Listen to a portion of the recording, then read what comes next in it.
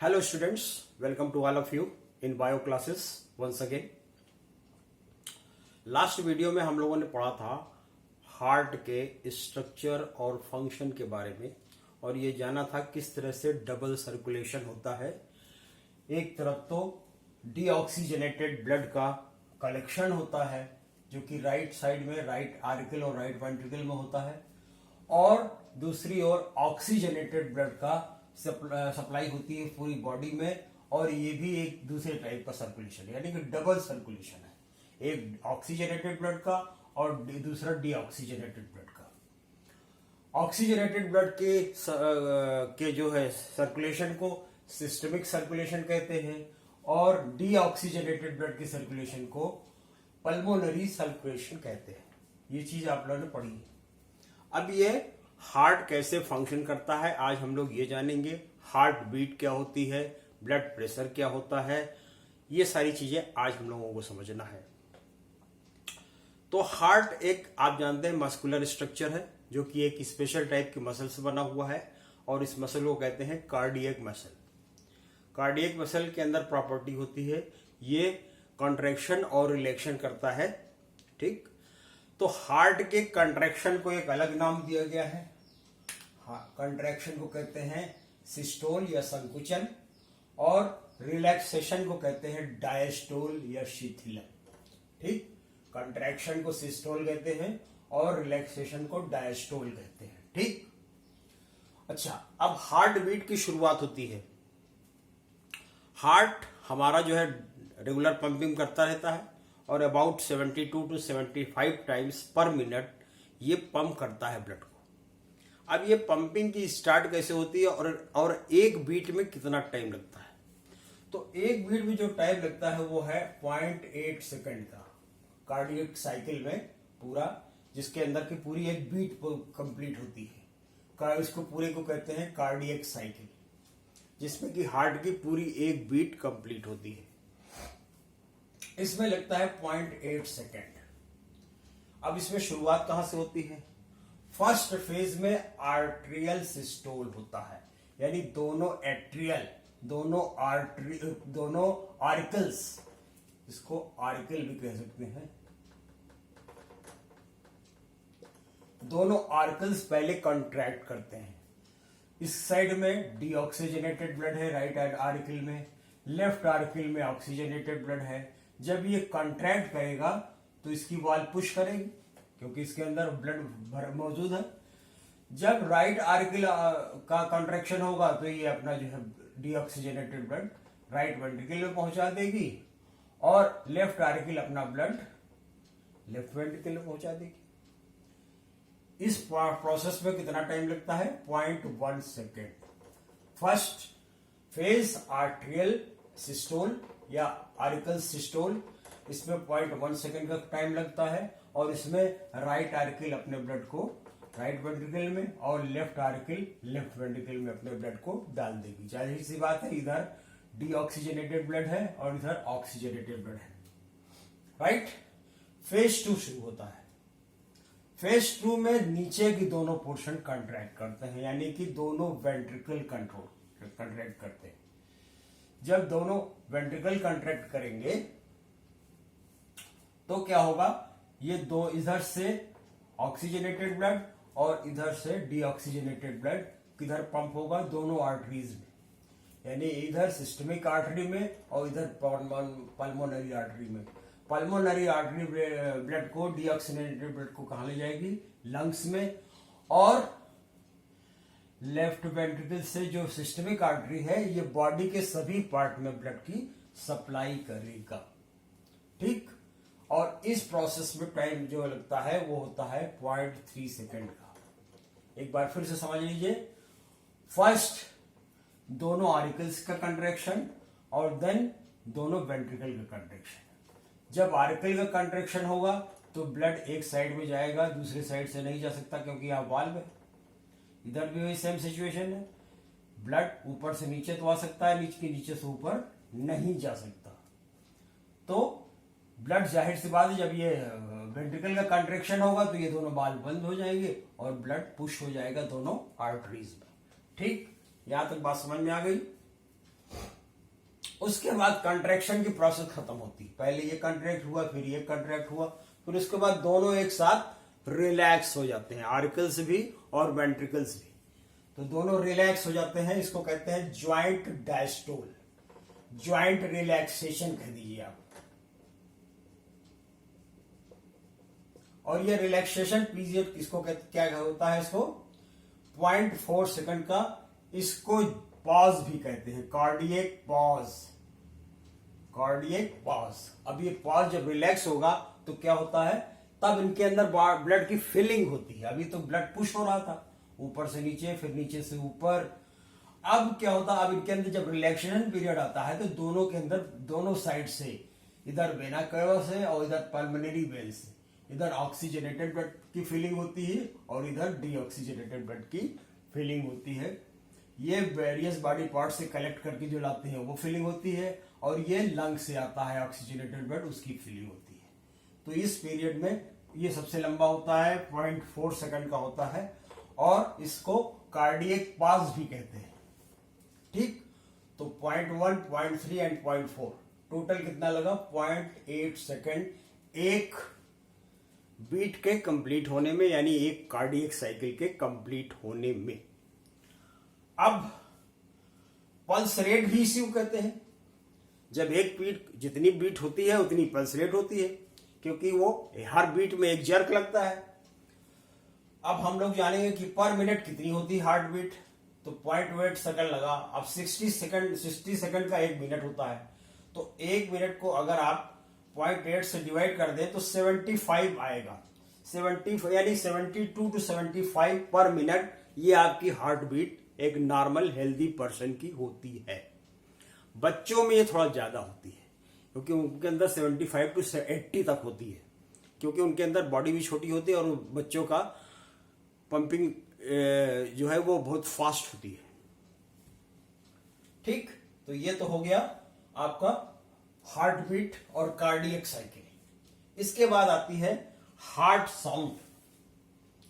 ये pulse rate भी हो गया, जितना जितना आपका हार्ट बीट है, यानी 72 टू 75, यही आपका पल्स रेट भी कहलाता है। This is pulse rate. और ये पल्स रेट कहां पर महसूस किया जा सकता है, रेडियल आर्टरी में, रिस्ट पर।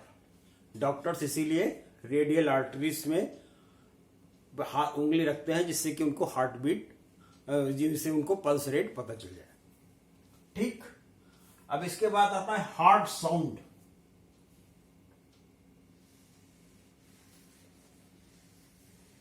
जब आप डॉक्टर के यहां जाते हैं, हार्ट साउंड,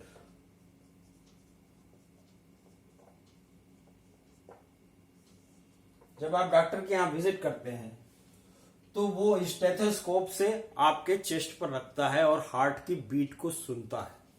अब ये हार्ट बीट दो टाइप की होती है। फर्स्ट होता है जिसको कहते हैं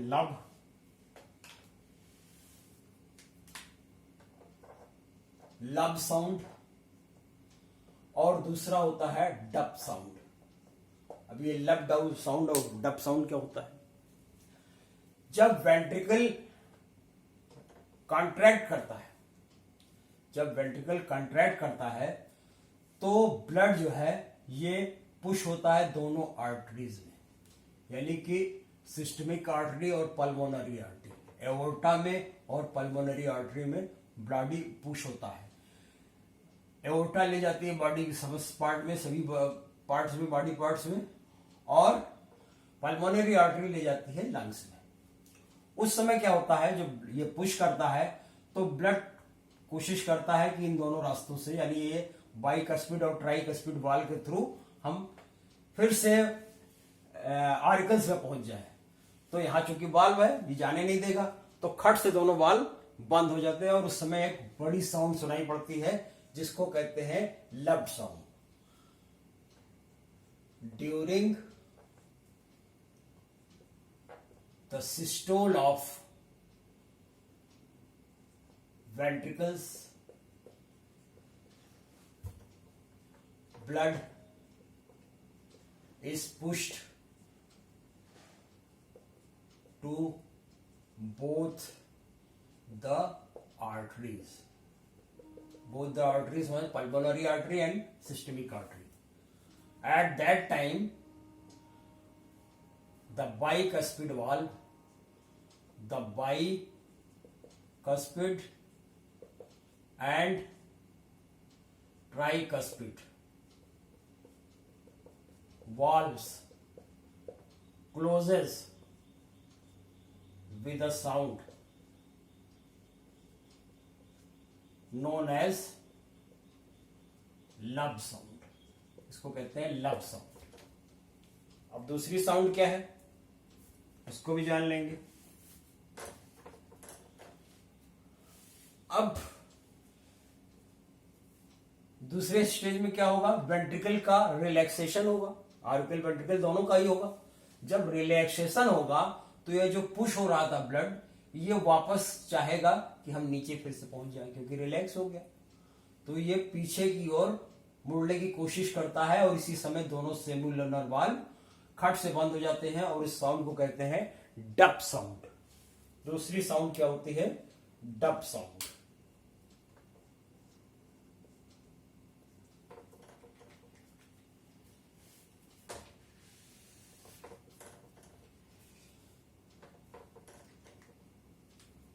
During the diastole means relaxation of ventricles, the blood present in both the arteries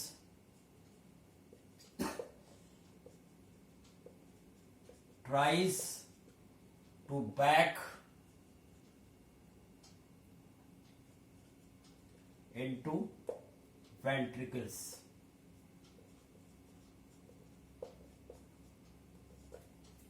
At that time, both the semilunar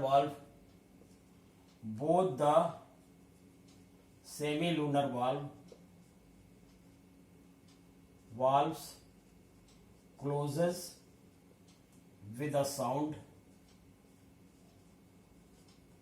known as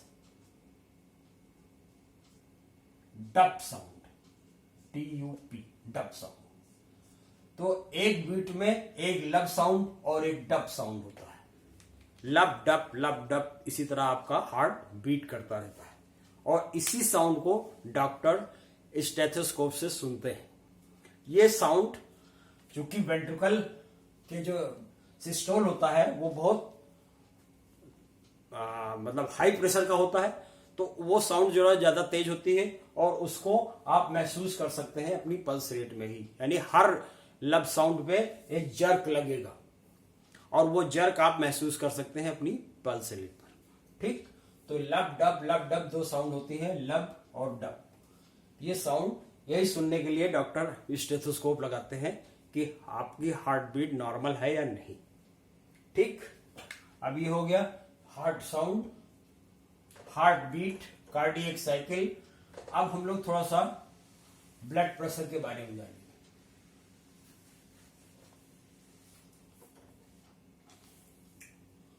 blood pressure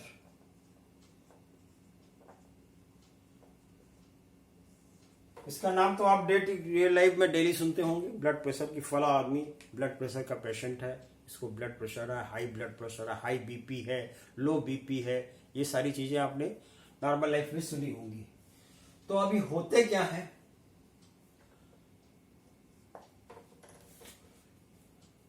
अब ये दो टाइप के होते हैं. जब सिस्टोल यानी कंट्रैक्शन होता है उसको कहते हैं सिस्टोलिक प्रेशर.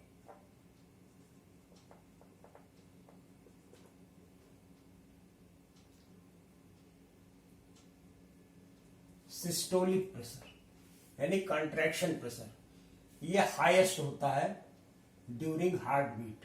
हाईएस्ट होता है क्योंकि सबसे ज्यादा साउंड भी इसी में आती है, लब साउंड आती है. और ये pressure, the pressure exerted by by the ventricles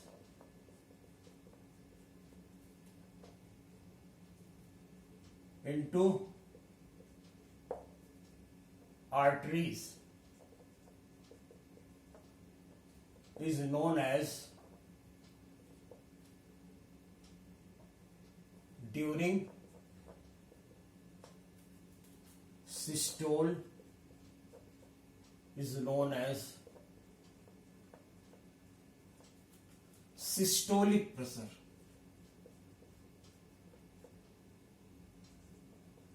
इसको क्या कहते हैं? Systolic pressure. जो प्रेशर कंट्रैक्शन यानी सिस्टोल के टाइम पर ब्लड वेसल्स में एग्जर्ट करता है, वेंट्रिकल्स यानी दोनों आर्टरीज में जो प्रेशर एग्जर्ट करता है, that is known as systolic pressure. और ये about in healthy person about ये कितना होता है? 120 mmHg। 120 का प्रेशर होता है सिस्टोलिक प्रेशर।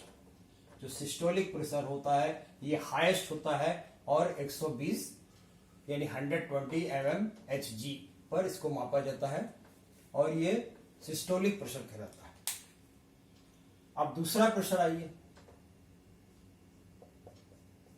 Diastolic pressure.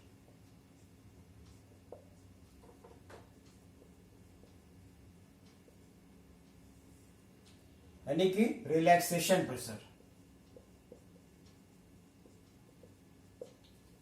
जब ये वेंट्रिकल रिलैक्स होता है यानी कि डायस्टोल स्टेज में आता है, तब भी इस पे थोड़ा सा प्रेशर जरूर रहता है।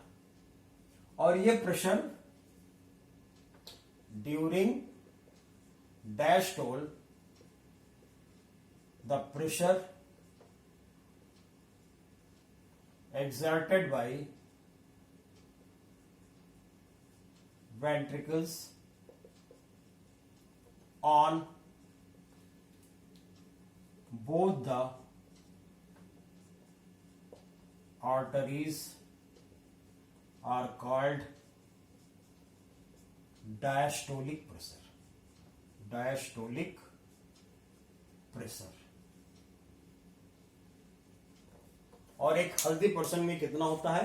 About 80 mmHg।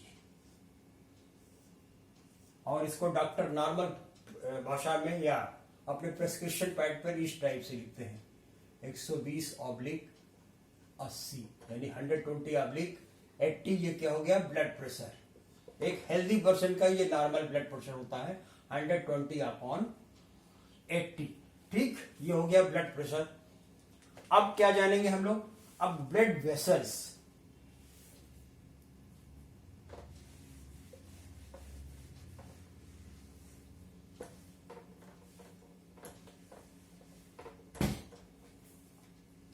ब्लड वेसल्स ये सारी प्रोसेस थ्रू पाइपलाइन होती है और 3 तरह के पाइपलाइन होते हैं हमारी आपकी बॉडी में, और इन तीनों बॉडी पाइपलाइन से ही पूरा ये कार्डियक साइकिल, ये ब्लड सर्कुलेशन कंप्लीट होता है। First is artery. It supplies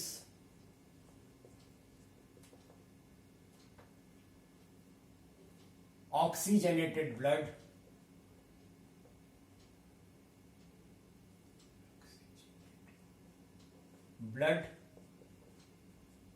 to all body parts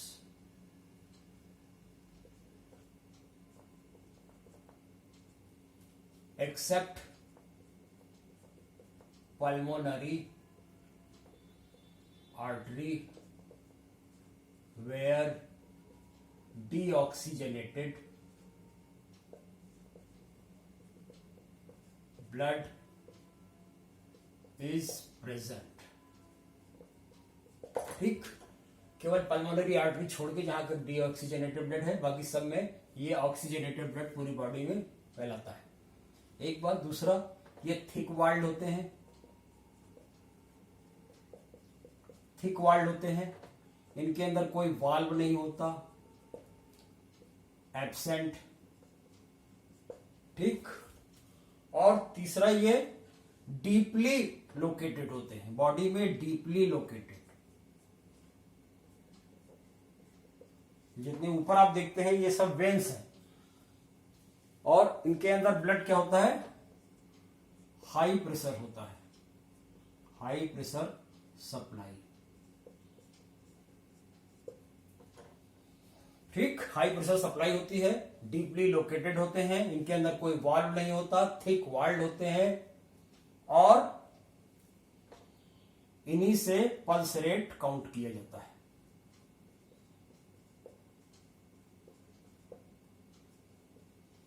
क्योंकि इन्हीं के अंदर जर्क महसूस होता है, और पल्स रेट जानने के लिए आप रेडियल आर्टरी पर ही उंगली रखते हैं doctors.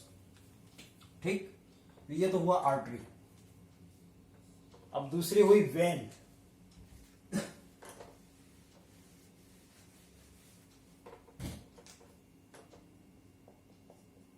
When, it collects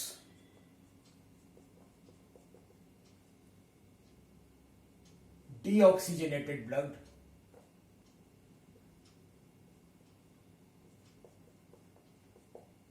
from all body parts and supplies it to the vena cava of heart. ठीक, except pulmonary vein where oxygenated blood is present. ठीक, इसके अंदर इनकी वॉल्स पर थिन वॉल्ड होती हैं, walls are thin as compared to arteries. ठीक, valves के अंदर, ब्लड वेसल्स के अंदर वाल्व्स प्रेजेंट। अब ये वाल्व क्या करती हैं, यूनि डायरेक्शनल मूवमेंट करती हैं। सपोज कीजिए ये है वाल्व, इधर से ब्लड यहां तो जा सकता है, लेकिन ब्लड यहां से यहां नहीं आ सकता, इधर से इधर नहीं जा सकता। Valve present. ठीक, लो प्रेशर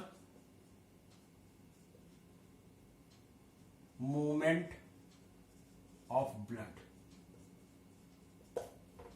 ये होगी वेन्स। अब तीसरी एक और होती है जिसको कहते हैं कैपिलरीज। थर्ड होती है कैपिलरीज। ये थिन वॉल्ड होती हैं और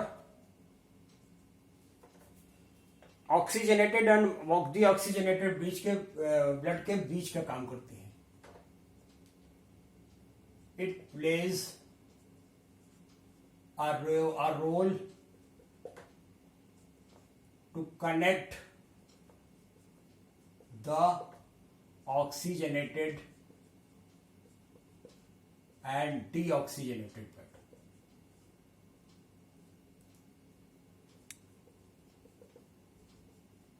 ठीक, माइक्रोस्कोपिक होती हैं, यानी करीब 8 माइक्रोन का इनका डायमीटर होता है। डायमीटर इनका 8 माइक्रोन ही बहुत ही माइन्यूट होती है, और ये टिश्यूज से अटैच होती हैं, attach to body tissues.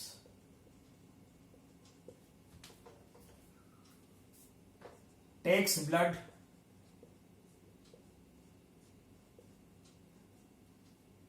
from arteries through arterioles, बहुत minute artery, and supplies to venules,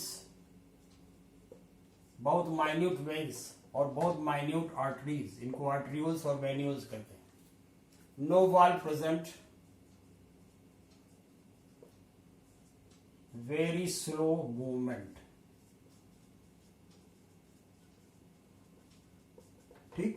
So this is all about your course of circulatory system. हम लोगों ने पढ़ा structure of heart, circulation of through heart, उसके बाद blood pressure, cardiac cycle, heart beat और blood vessels. ठीक. This is all about for your. So thank you for watching this video. Thank you very much.